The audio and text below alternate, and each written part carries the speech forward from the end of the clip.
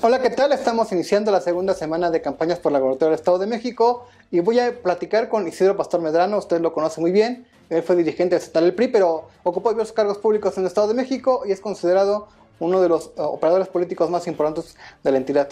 Gracias, pero eso de ser buen operador ya está en la historia. Yo creo que soy un ciudadano común. Isidro, pues en las últimas semanas vuelven a mencionar tu nombre la clase política, que si va a apoyar al PRI, que si ya regresó, que si está con Morena. Seguramente has escuchado este tipo de comentarios. ¿A qué atribuyes que se siga mencionando el nombre de Isidro Pastor o que lo vean necesario en esta campaña electoral?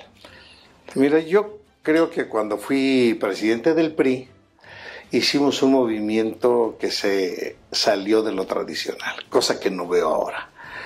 Y el haber sido diferente me mantiene en algunas personas, ya no en la mayoría, un poco vigente, yo diría. Entonces, quizás a algunos los sorprendí con mis locuras, como decían, con mis estridencias, algunos con mi folclore, que de todo lo que me critican, bien o mal, a mí me da risa, porque pues a mí me significa para ellos algo. Bueno, yo les significo más bien para ellos algo. Pero la verdad es que pues yo no estoy al margen, no he estado, tal vez eso se da porque en las mesas, en los cuartos de guerra se ha de manejar mi nombre. Yo no sé qué les puede hacer un ciudadano que está en su casa haciendo, leyendo, estudiando o haciendo cosas personales.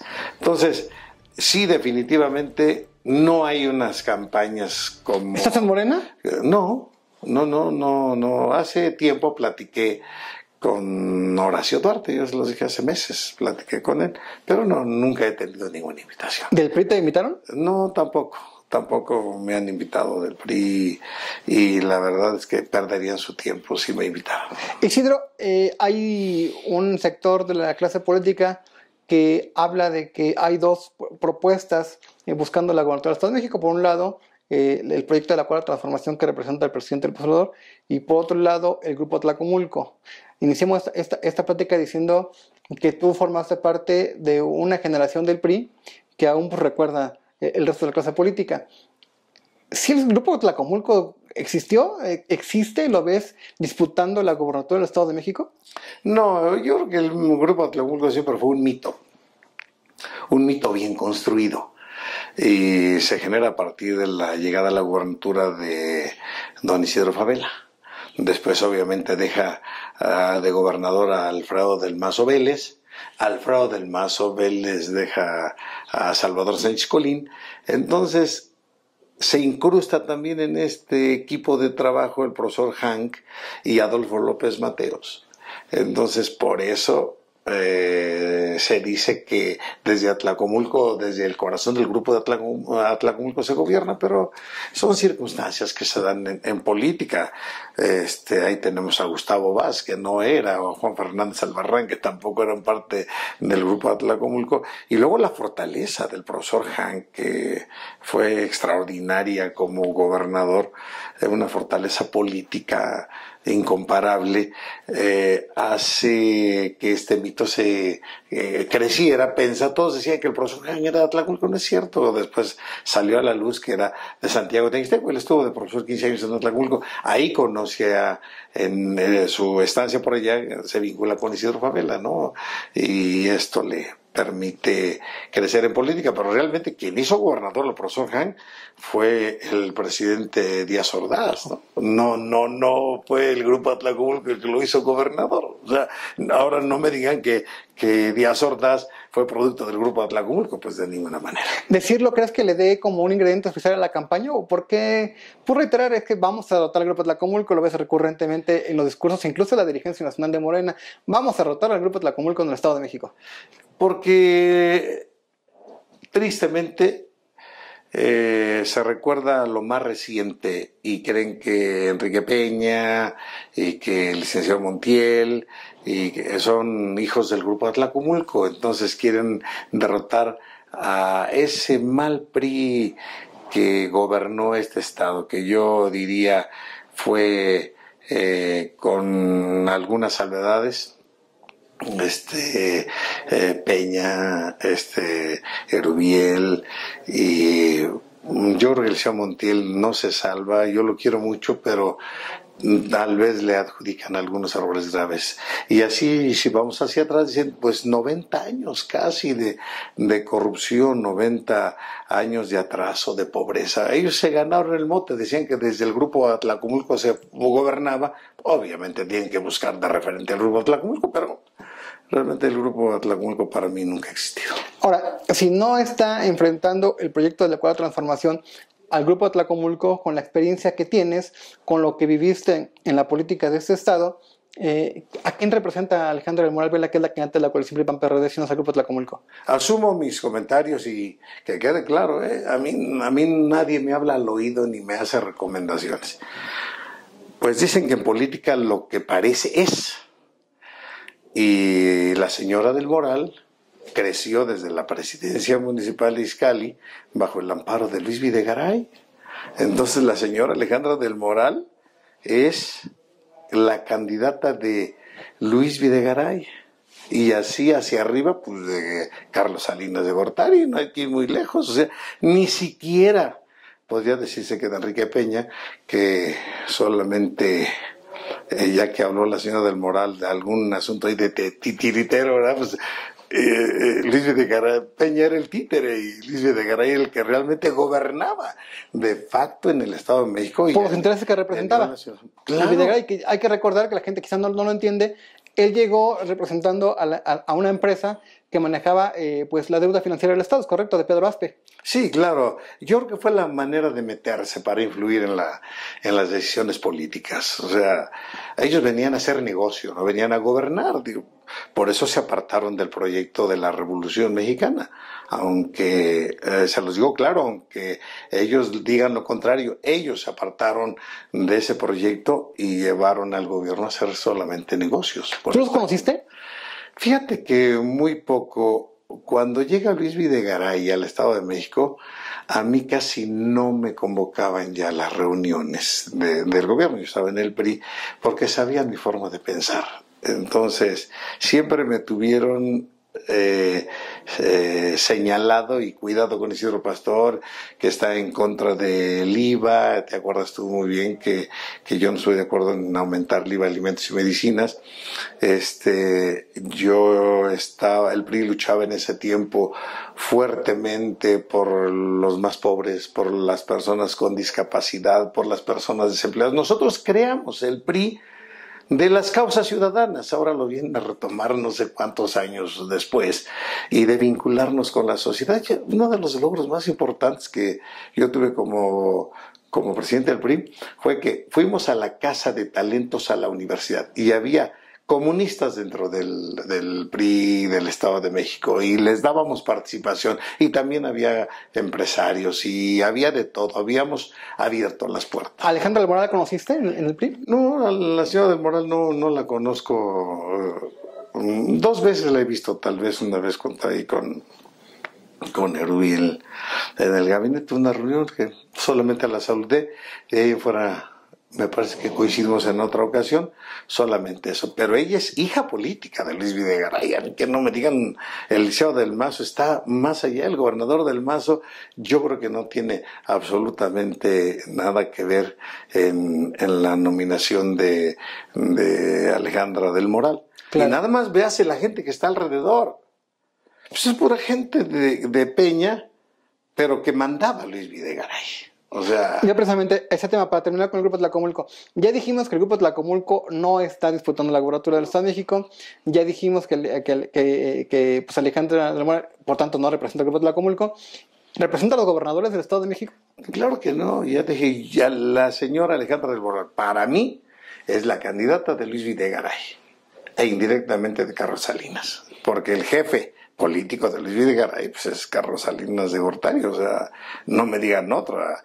Pedro Aspe está escondido ahí en un despacho de financieros, pero quien maneja la política hasta la fecha es el licenciado Salinas. El licenciado Salinas está retirado. Entonces, realmente la señora Alejandra del Moral, yo creo que no tiene opción de ser gobernador, y mejor yo creo que está en su pre-campaña para la senaduría. Yo creo que la vieron, ya la visualizaron como el perfil que es mujer ahora, que está muy en boga el asunto de la paridad de género, que 50 y 50 para todo. Yo creo que la señora Alejandra del Moral será candidata a senadora por el PRI o por el PRIAN, tal vez para el año que viene. En aquella época en la que te tocó participar de manera activa dentro del PRI, la oposición era el Partido de Acción Nacional. Recordemos que incluso Montiel gana con una diferencia mínima frente a José Luis Durán Reveles, que venía de ser presidente municipal de Naucalpan. Hoy la oposición es Morena, con la presidencia de la República, con 22 gobernadores. ¿Qué diferencia hay entre la hegemonía que llegó a tener el PAN en el Estado de México y la hegemonía que tiene Morena? Fíjate que... Porque son dos momentos diferentes de hegemonía de partidos políticos distintos al PRI. Sí, sí, claro. Yo no sé si el PAN haya tenido hegemonía. Bueno, sí sacó votos en el año 2000, o sea, gana con Fox, pero no fue el fenómeno PAN. O sea, el PAN como partido no se ha significado electoralmente. El crecimiento del PAN siempre ha sido en función del enojo, de la molestia de la sociedad, pero no porque los mexicanos sean muy afines a sus propuestas, y bien manejado también en la transición de Zedillo a Fox, manejado por lo que todo el mundo dice, por Salinas, para incorporar a Fox al gobierno. Diseñaron la figura de un político distinto, diferente, que se salía totalmente del cartabón priista, ¿no?, de cómo se hacía la política. Por eso al presidente de la República lo critican mucho por su estilo, sí, calado, formal, cuadrado, de los que hacen política en este estado. Por eso yo siempre lo he dicho, y con todo respeto, si alguien se pone el saco, que se lo ponga. Los que critican al presidente López Obrador son dos tipos de personas. Uno, los que son antagónicos ideológicos, lo cual lo deben acreditar con sus categorías o sus categoremas acerca de cómo deben ser las cosas en política, y los ignorantes, perdónenme, con todo respeto, aquellos que solamente se informan por chismes, leen, y lo digo con todo respeto, Alan, leen algunos periodistas poco serios y que se dedican a hablar mal del presidente, porque así les pagan. Y ahí está Loret, el primerito, y ahí está López Dóriga, y ahí están algunos otros que en su tiempo se llevaron carretadas de dinero, y yo les podría decir a más de uno en su cara cómo pedían dinero a los gobiernos. En su cara se los pedían. ¿Te pedían? ¿Te llegaron a pedir? Pedían dinero. Y una vez yo estaba, y me reservo el nombre en este momento, junto al licenciado Montiel, llegó un periodista de esos de altos vuelos que dicen que marcan rumbo crítico y que marcan el rumbo de la política por sus comentarios. Yo escuché cómo querían extorsionar o le pedían dinero al licenciado Montiel. Entonces, ¿qué no me ¿Por qué se permitió, Isidro? Porque había políticos débiles. Un político, la fortaleza del presidente López Obrador estriba en que enfrenta a todos. Esa es su fortaleza. Lo criticarán bien, mal, regular. Unos dirán que está loco, que está viejo, que está enfermo, que es un comunista, que es un pro Chávez, que es un pro Cuba, que es un hombre que tiene todos los defectos. Pero es un hombre fuerte, sólido, que enfrenta a todos, pero también no le quieren reconocer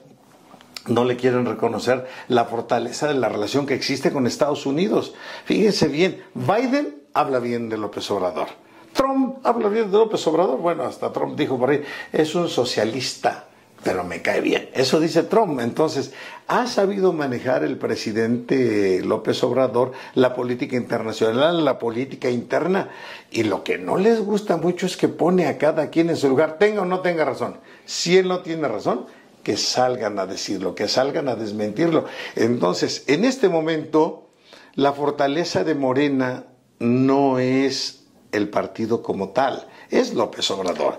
Delfina rompe con el estereotipo también de los que fueron gobernadores en el Estado de México. Totalmente, la maestra Delfina rompe. ¿Sabes que a la maestra Delfina lo que le distingue y lo que le asemeja mucho al presidente López Obrador es su sencillez? No es la del discurso preparado, tiene un lenguaje coloquial con el que se entiende con la gente, que se entiende con los electores. Entonces, ciertamente eso no casa para la clase media y que hacen gran escándalo, algunos en contra de la maestra, diciendo que está muy limitada, que no tiene la capacidad. Y yo diría, por lo menos yo creo que tiene sanas intenciones de gobernar, porque de nada sirve que sea brillante si va a llegar a robar. Entonces yo creo que ella no pretende llegar a robar. Yo creo que el presidente le va a cuidar las manos, para que no le va a cuidar las manos porque no tiene por qué cuidárselas. Retiro mi afirmación. O sea, la maestra ha acreditado hasta este momento que tiene buenas intenciones. ¿Qué tan bueno es, o malo, digo, que esté detrás o que se señale que está el presidente de la República, Andrés Manuel López Obrador, detrás de la maestra Delfina Gómez, que puede ser gobernadora del Estado de México? En política es algo natural, José. No hay que sorprenderse. Claro que no, oye, todos tenemos una familia. O sea, siempre, ¿quién va a estar atrás de tus hijos? Pues José Alam. Atrás, ¿te metas en su vida o no? O sea, y detrás de mis hijos siempre van a decir, pues son hijos de Isidro Pastor. O sea, de la maestra Delfina es hija política de López Obrador, punto. O sea, no tenemos por qué extrañarnos. Grave sería que dijeran que la maestra Delfina fuese hija de algún priista, política de algún priista o de algún panista. Yo creo que eso le da mucha fortaleza, eso a ella le distingue y le honra, como lo ha señalado, y eso le va a ayudar indiscutiblemente a ganarlo. ¿Cómo observaste este inicio de campañas? Hoy resulta que las dos candidatas pues tuvieron 4 días de descanso. Bueno, Delfina Gómez uno menos que Alejandra del Moral, aprovechando el jueves, viernes y sábado, que dentro del calendario católico pues son días de guardar. ¿Esto es válido en una competencia, alta competencia como la del Estado de México? Mira, yo creo que las cosas están definidas. Ya nada más están cubriendo el expediente. La ventaja que tiene en la calle la Morena y la maestra Delfina, yo creo que es inalcanzable, salvo que haya un error gravísimo por parte de la maestra Delfina o de Morena, o del presidente. Se caería la elección. Yo creo que las cosas están dadas para que gane Morena. Y de las campañas, ¿qué te digo? Con todo respeto, son campañas tan tradicionales que nadie las quiere ver. ¿Qué elementos te hacen ver, Isidro, con tu experiencia, señalar que está definido el proceso, tomando en cuenta que, bueno, también mucho se dice que las encuestas no votan, y que pues también la mayoría de las encuestas pues son pagadas, de que el que las paga pues las gana? ¿Qué elementos te hacen ver que eso está definido? Mira, está definido, como yo te decía, mi referente es la fortaleza del presidente. La gente, yo tuve la posibilidad apenas de platicar, me invitaron hace unos días, fui a Estados Unidos y entré a un restaurante de esos del estilo del Vips aquí. Muy americanos. Muy americanos. Y la verdad platicaba yo con algunos paisanos, meseros. Uno de ellos me decía, le voy a decir una cosa, hoy sí mandamos lana a México porque hay un presidente que no se la está robando. Fíjate, me lo dijo con otras palabras, que no se está robando la lana. Entonces, sí está llegando, quizás sabemos que las remesas son intocables, o sea que llegan directamente de persona a persona, pero eso te habla de la imagen que hay en el exterior, inclusive del presidente, de los trabajadores en Estados Unidos. Por eso han incrementado tanto los envíos, las remesas.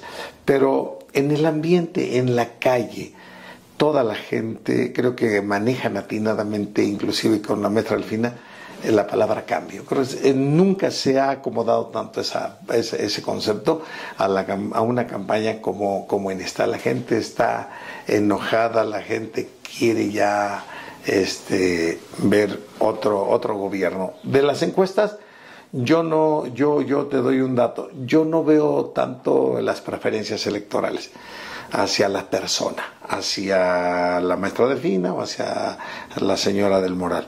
Yo me fijo en lo que dice la gente. ¿Está usted dispuesto? ¿Desea usted un cambio o quiere seguir con lo mismo? Y es altísimo. Son más de 70 puntos contra 30, contra 28, en el que la gente dice, ya queremos cambiar. De acuerdo con las mediciones, el partido más rechazado, o cuando se le pregunta a los electores por cuál partido nunca votaría, pues responde claramente que es el PRI, que es la cabeza de la coalición. Pero también hay arriba de un 20% o indecisos o gente que no dice claramente por quién va a votar. Esta es como la esperanza, por así llamarlo, de la coalición PRI-PAN-PRD. ¿Tú ves la posibilidad de que se conecten con la clase media? No, yo creo que ya los indecisos no votan. La gente está hastiada de las elecciones. O sea, la actividad ciudadana o social más rechazada es la política. Entonces el que no ha decidido su voto o no contesta, a veces se dice, vamos por ellos, decíamos en aquel tiempo cuando estábamos en el cuarto de guerra, vamos por los indecisos. El indeciso no vota, hombre. Vota el que participa. Y te digo, y yo creo que está tan definido porque hay algo que le pesa mucho al PRI, eso que tú referencias. ¿Por qué partido nunca votaría? Es por el PRI, es el que sale más elevado. Y yo digo, yo no conozco a la señora del Moral, la he visto, pero no he tratado con ella. Pero lástima, el problema no es la señora del Moral, es las personas que están en torno a Alejandra del Moral. Yo creo que Alejandra del Moral en su equipo debe tener cuando menos 10, 15 personas impresentables, políticamente impresentables. ¿Dirigentes, coordinadoras? Sí, claro, todos los que están de responsables de su campaña, los que la están coordinando, etcétera, los que hacen labores de operación, en fin, son personas que han pasado sobre aquellos que han tenido alguna aspiración o los han utilizado. ¿Y dónde están esos que se sintieron lastimados por ese equipo de la señora del Moral? ¿Dónde están? Están en Morena. Algunos de ellos hacen campaña con tal de que pierda el proyecto del PRIAN. ¿Por qué? Porque están dolidos, porque están sentidos, porque fueron agraviados por algunas de esas personas que están ahora en torno a la señora Alejandra del Moral. Que la mayoría de ellos, más que molestos con Alejandra del Moral o con el PRI, algunos no están contentos con el gobernador Alfredo del Mazo Maza. ¿Lo coincides que el gobernador Alfredo del Mazo no trabajó para el PRI o ya era natural que pues se desmarcara del tricolor? A ver, mi respeto es para el gobernador, pero en el 2017 ganó la maestra Delfina. ¿Crees en eso? Desde entonces ya había ganado la maestra Delfina.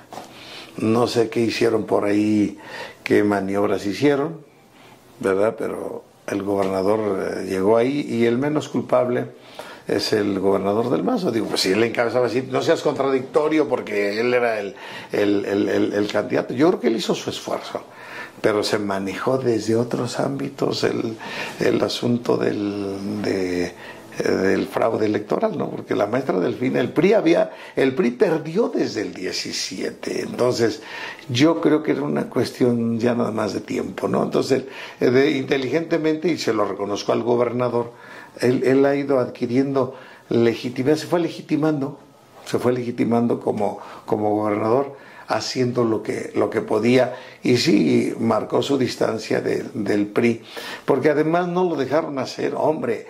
En el PRI desde siempre Luis Videgaray, y realmente Luis Videgaray, Peña yo creo que ni cuenta, Luis Videgaray no ha dejado de manipular. Sigue teniendo decisiones. Yo creo que solamente este presidente que está ahorita, el señor Sevilla, yo creo que sí es del gobernador del Mazo, el equipo del gobernador del Mazo, tal vez, pero los anteriores yo creo que pues se iban al besamanos de Luis Miranda y de Luis Videgaray. Entonces, ¿qué sucede cuando el gobernador tiene por ejemplo, un comité nacional con este alito que quiere controlar todos los desechos? Pues él marca su distancia y dice, a ver, yo soy el gobernador, no me voy a conflictuar en asuntos partidarios, y camínenle. Y camínenle. Entonces viene la designación, sí, hombre, nombren al candidato que ustedes quieran. Entonces yo creo que él no se ha complicado, él no se ha conflictuado, yo creo que él está haciendo lo correcto, está echado para atrás, porque como yo siempre lo he dicho, ninguna de las gentes cercanas a él es el candidato a la gubernatura. Al día de hoy, el PRI gobierna Durango, que ganó en coalición con otros partidos políticos, con Esteban Villegas. Las encuestas dicen que en Coahuila hay 7 puntos, otras dicen que pues está muy arriba Manolo Jiménez Salinas, que encabeza al PRI-PAN-PRD. En el Estado de México pues ya hablamos del escenario. ¿Qué va a pasar si el PRI pierde el Estado de México y se llegara a cerrar el caso de Coahuila? Hace algunas semanas Isidro le preguntaba en Ixtapan de la Sala a Manifado Beltrones Rivera, que tú ubicas muy bien, fue dirigente nacional del PRI, si venía la extinción del PRI. Y él responde pues que eso lo viene escuchando en los últimos años y que pues nunca sucede, que el PRI es un partido político nacional, profesional, que se va a mantener como un instituto político nacional. ¿Qué vendría para el PRI si el Estado de México se pierde? Yo lo sostengo y alguna vez lo dije y hoy lo reitero.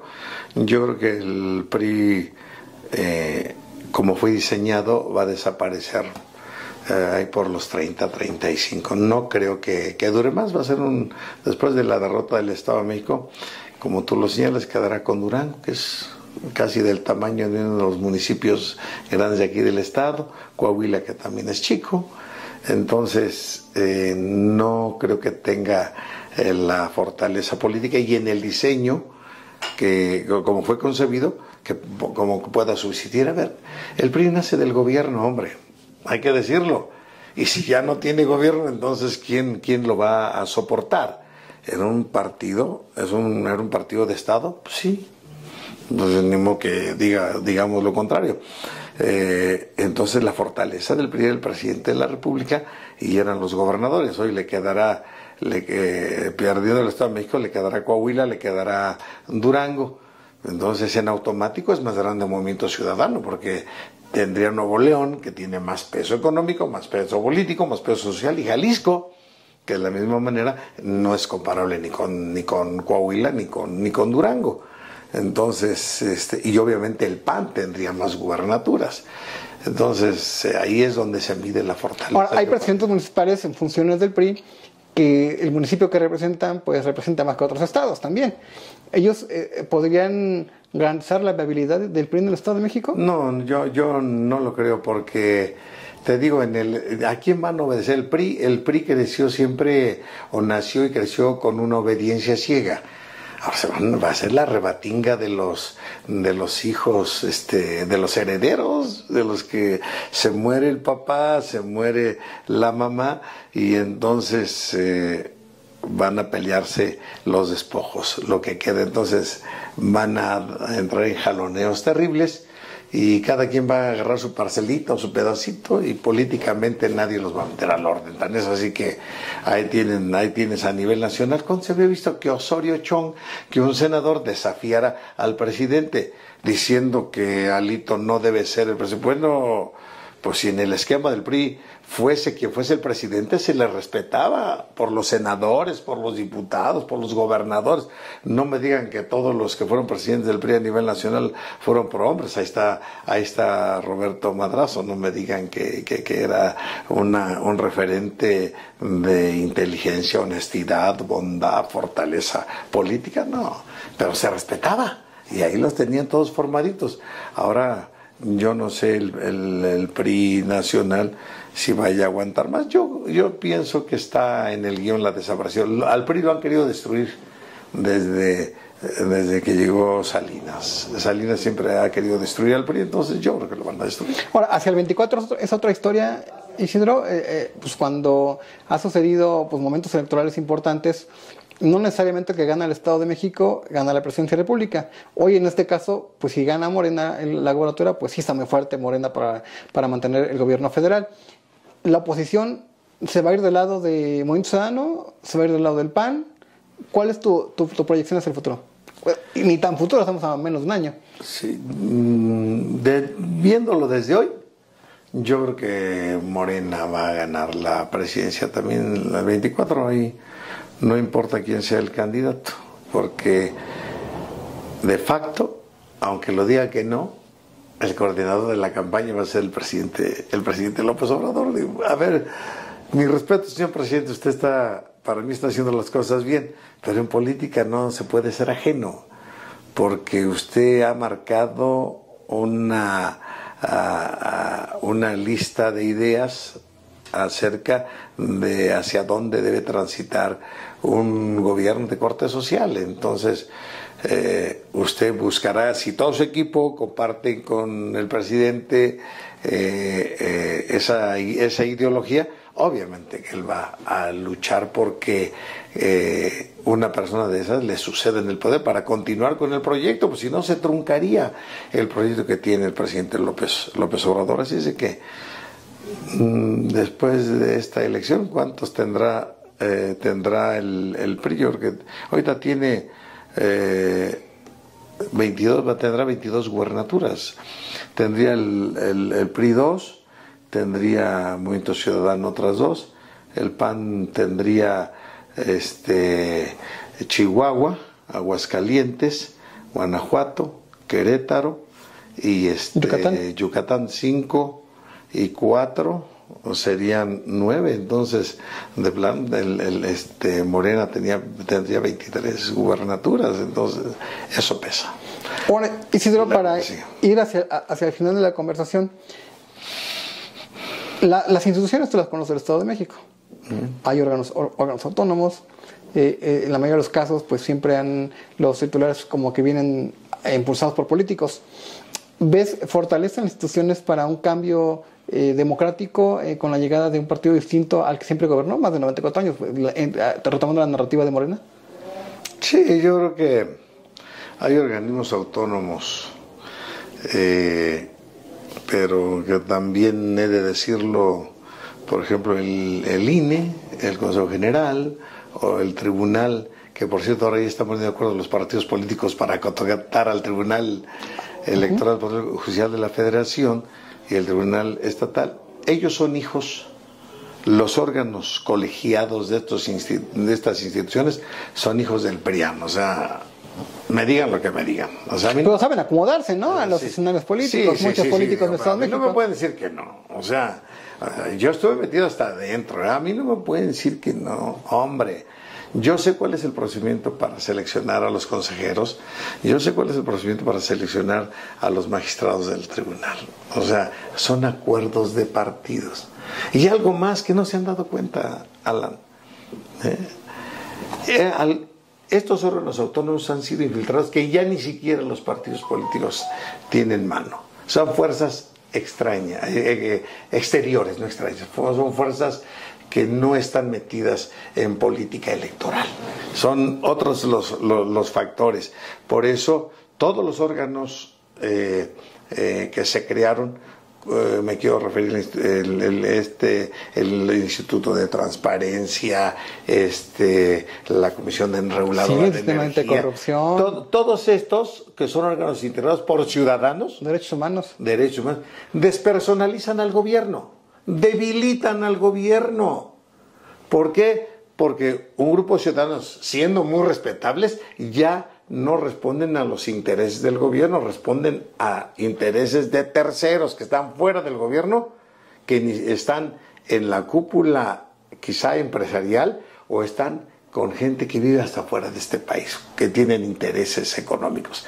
Entonces, yo no sé por qué crearon todo esto. Lo crearon y así, de la misma manera le metieron manos al Tribunal Electoral, le metieron manos al INE y le metieron mano a los órganos electorales. Yo personalmente creo que con algunos ajustes debería de regresarse que los órganos electorales fueran temporales, solamente que quedara permanente el Registro Federal de Electores. Pero de ahí en fuera yo no veo que hacen aparatos tan grandes viviendo del presupuesto cuando no hay elecciones. Pero debe haber contrapesos.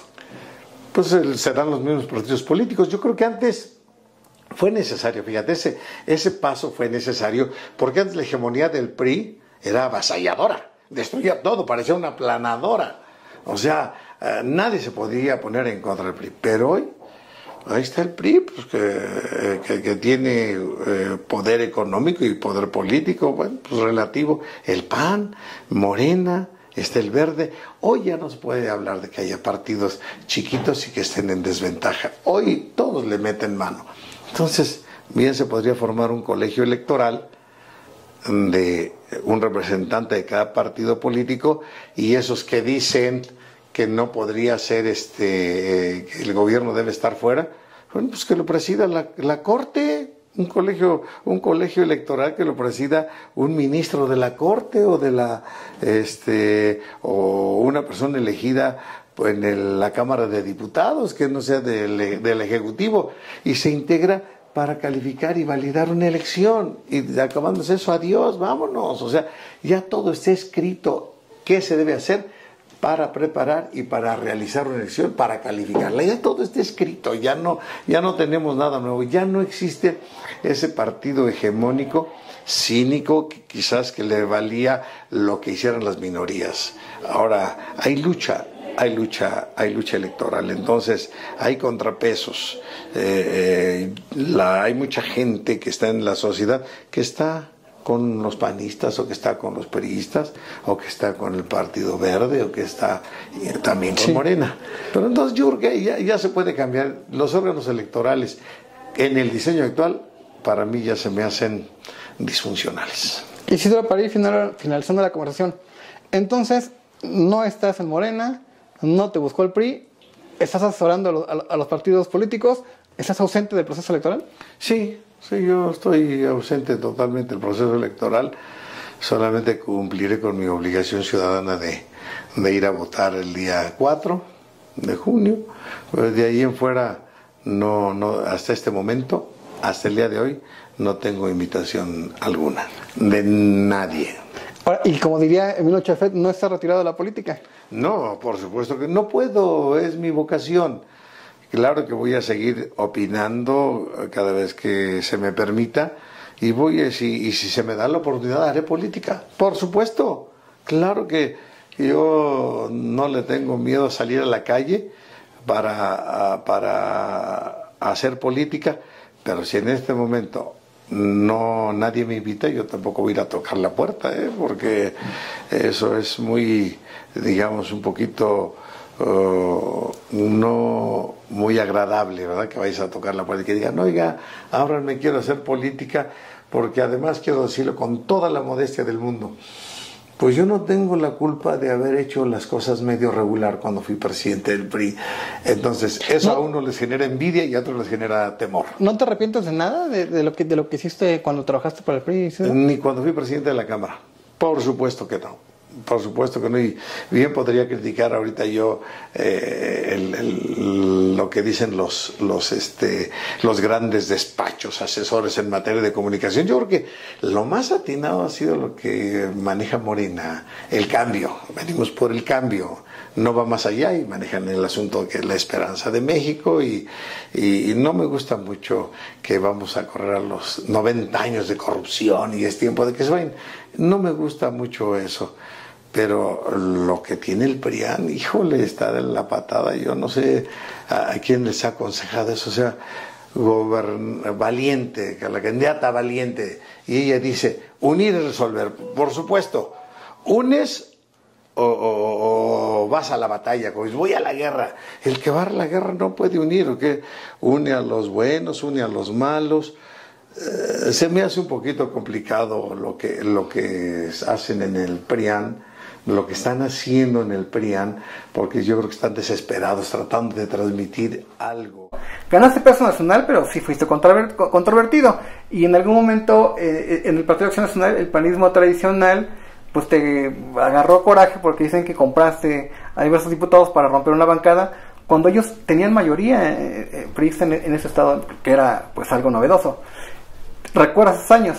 Claro, extraordinario. No solamente el PAN tenía 29 diputados, el PRI éramos 25, el PRD tenía 16, el PT 2, el Verde 2 y Democracia Social tenía 1. Entonces yo me dediqué a hacer política, pues me gusta a mí la política. Bueno, desafortunadamente gente, no me he podido reincorporar porque así me tienen muy señalado. Yo te digo, a unos o me tienen envidia o me tienen miedo, entonces, o algunos me odian por eso. Pero yo a nadie compré con dinero. De a ver que haya algo. ¿Hubo beneficios? Por supuesto, yo los invité a un proyecto político. Hubo una fisura al interior del PAN. Yo me di cuenta de esa fisura. Y claro que gobernaba el licenciado Montiel y necesitábamos fortaleza política desde el Congreso, que no la teníamos, estábamos todos divididos. Entonces yo tomé dos decisiones. Una, primero, hacer una alianza con el PRD, política. Okay. ¿En qué estribó esta alianza? Yo les ofrecí a ellos compartir el poder.